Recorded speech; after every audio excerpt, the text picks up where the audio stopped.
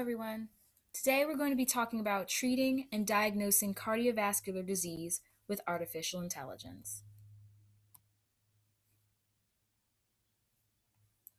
Cardiovascular disease is the leading cause of death for men and women across all ethnic groups. Every 37 seconds, someone dies from complications of CAD. Heart disease costed the United States $220 billion per year in 2015, and it's still rising. About 7% of the U.S. adult population has CAD, which is about 18 million, and 20% of deaths from CAD occur in adults 65 or younger.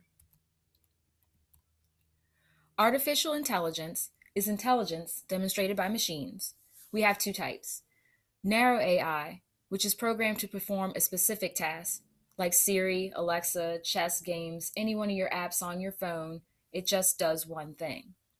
General AI is flexible intelligence, which can learn, adapt, and develop tasks that it was not originally programmed to do, which is what we'll be doing as far as cardiovascular medicine goes.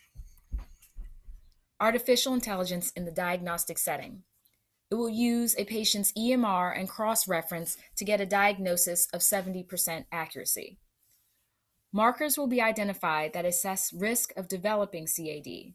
It will use patient history and current data to develop the optimal plan for a treatment if a patient is already dealing with CAD.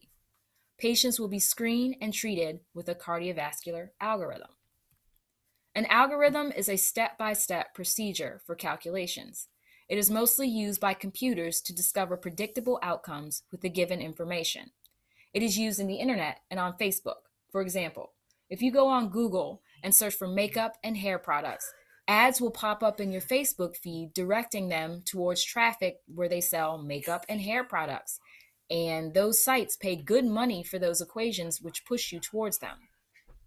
With a predictable set of symptoms, lifestyle habits, and environment, etc., a person's risk or treatment plan can be developed. That particular algorithm for cardiovascular disease will make markers pop up, and it will assess a person's risk for that disease, as well as a treatment plan. The pros of artificial intelligence: human error will be lessened while making diagnoses. A lot of clinicians do get tired, and some of them work very long shifts, and they can't pour through the countless symptoms that they get in a patient's chart. So a program and that algorithm will allow a clinician to put those symptoms into a specific program, and the computer will gather that information, which is why data can be gathered more quickly and cross-referencing can be used. And with that information, effective regimens can be put in place to help the patient achieve best quality of life with or without medicine and lifestyle choices. And also with imaging and that algorithm, possible cardiac events can be predicted. If they get chest imaging done along with the symptom algorithm, they can actually predict within a certain amount of error when a person may have some kind of heart injury. They may develop the risk or a 35% risk to have an infarct in the next 2 years. That's not necessarily always the case because of humans. We're unpredictable. So things can happen where that might happen a little faster or a little slower. It can also calculate the effects of lifestyle changes, like if you stop smoking or eating more fiber or taking more pills that increase your HDL. That will actually change things for you as well. It will not eliminate human clinician work, but it will enhance our ability to find and process greater amounts of information and care plans for patients at a quicker rate. The cons of it are that AI rely on top-notch, accurate, up-to-date information put into a computer system by humans. If your information and your treatment plans and everything else about cardiovascular medicine are not updated, your information won't be very good.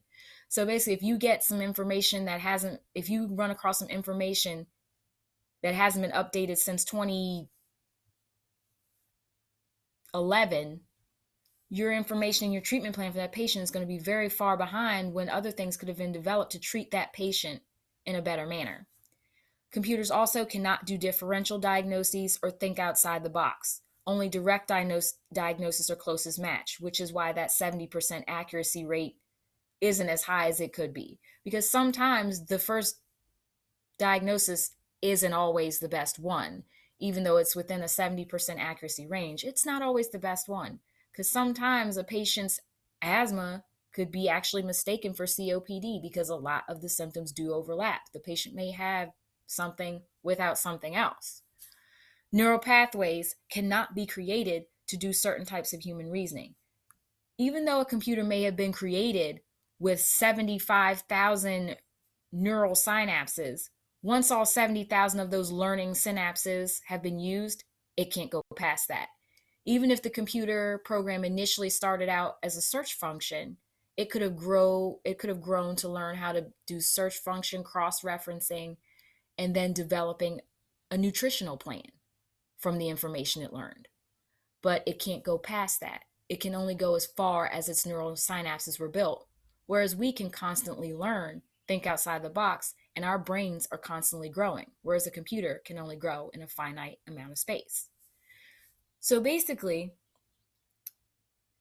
AI is going to enhance a cardiovascular technician or clinician's ability to make more diagnoses quicker, develop better treatment plans, and also predict possible adverse events coming that we can't always see. So computers are a definite help, and we need to keep up to date ourselves. AI will not eliminate human interaction, but enhance our ability, give us more time to make diagnosis, and actually give us more time with patients where we can gather information more quickly to help them in a journey towards better health.